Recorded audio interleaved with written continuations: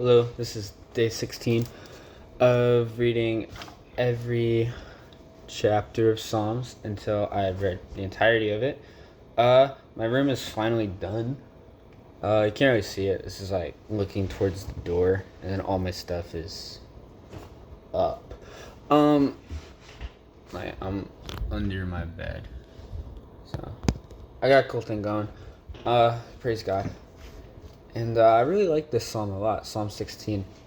It spoke to me a lot just in the season that I'm in.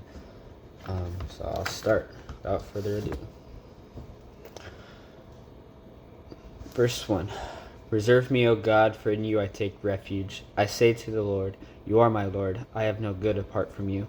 As for the saints in the land, they are the excellent ones, in whom is all to my delight. The sorrows of those who run after another god shall multiply. They drink offerings of blood I will not pour out, or take their names on my lips. The Lord is my chosen portion and my cup. You hold my lot. The lines have fallen for me in pleasant places. Indeed, I have a beautiful inheritance. I bless the Lord who gives me counsel. In the night also my heart instructs me. I have set the Lord always before me, because he is at my right hand. I shall not be shaken. Therefore my heart is glad, and my whole being rejoices. My flesh also dwells secure, for you will not abandon my soul to Sheol, or let your Holy One see corruption. You make known to me the path of life. In your presence there is fullness of joy. At your right hand are pleasures forevermore. And this is one of the Psalms that makes me happy that I have an ESV Bible, because it's so beautiful. And I already love the language of ESV. It's great. So start kind of from the beginning. We see this a lot with David, that the Lord is his refuge. And as I grow closer in my walk with God and closer to Christ, and like more of his spirit, like I feel more of his spirit dwelling inside of me, of that I understand more like what a refuge means, and like what that like actually looks like to have refuge in the Lord.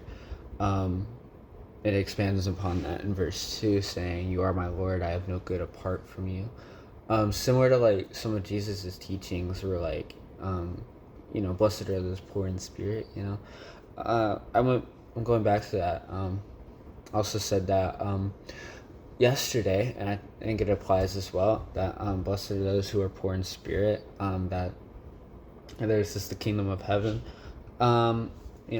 That's kind of speaking to the fact that we know that we're such horrible creatures, and we every day have to die to our flesh, in order to fully walk with God, because our flesh is what's trying to divide us so much. And even David recognizes this, David who committed murder, committed adultery, he knows more than anyone that he is no good. And yet he's a man after God's heart, because he just loves him so much and he takes refuge. Verse 4 says, the sorrows of those who run after another god shall multiply. They drink offerings of blood I will not pour out, or take their names on my lips. And so this, I would guess in the time, this is referring to like idols and all of that. But even like in this new age, we can like put things on a pedestal above God, and so we commit idolatry in that way. And so, whether that's in the form of media, whether it's like relationships, drugs, whatever, oftentimes we can put things on a pedestal. And oftentimes when that happens, our sorrows do indeed multiply, because we feel empty, because that idol can't mend our hearts in the same way that God can, or that his word can feed us, like Jesus says, to drink from the well of life. It even goes on to mention this. Wow, segue. The Lord is my chosen portion and my cup. You hold my lot. He's my chosen portion. So like every day, if I'm consuming content that is like, making me angry all the time, then I'm going to be a very angry person. But if I fill myself with joy, love, compassion, kindness every day, and I fill myself also with truth, then I will become I will exhibit those virtues essentially. And so like having the Lord as my portion will draw me even closer to him.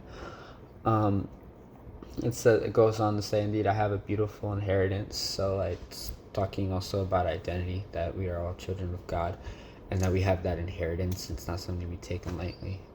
Something that I've had to go through in my own life is like realizing that, and realizing like who I am as a follower of Christ, and just who I am as a person, and how that's connected. I probably need to fix my camera. I keep going over here, read my Bible.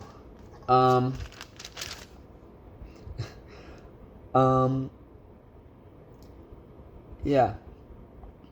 There it goes on in verse 9. Therefore my heart is glad and my whole being rejoices. My flesh also dwells secure, which I found that interesting. My flesh dwells secure. We talk about always like dying to our flesh every day, taking up our cross. But yeah.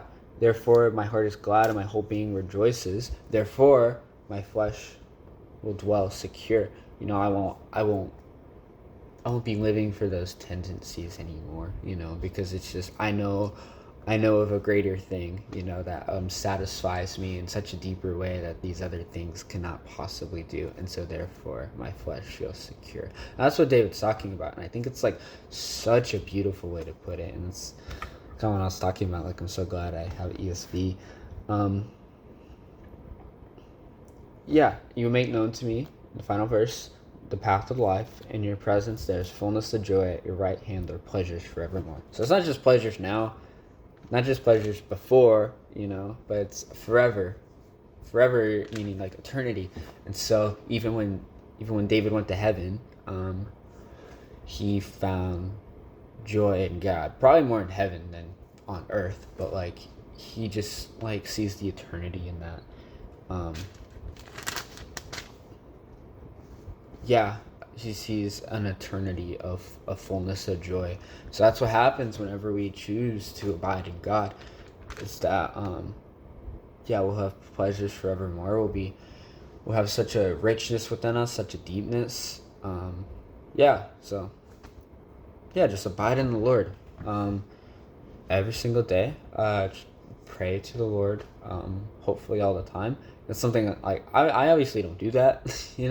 I think that's really hard for anyone to do. I definitely try to do that all the time, but obviously I'm human, and I am flesh, and so that fails me all the time. And sometimes I can get my sights set on things that are not of God. They don't even have to be like super secularized, but it's just like if I'm like putting my attention on the wrong thing, then that will be the thing that consumes me. But I just want to be consumed by God, or like let my heart be consumed by God and all his virtues and all his goodness and his kindness. And I just, going forward, I want that to be the thing that radiates off of me, and then because that will lead more people to Christ, and I don't want it to be like a selfish thing or like an ego thing, but I just want to be more close to God, and I want to like pursue after that. And I hope this encourages anyone watching to pursue after that as well, and to abide in God.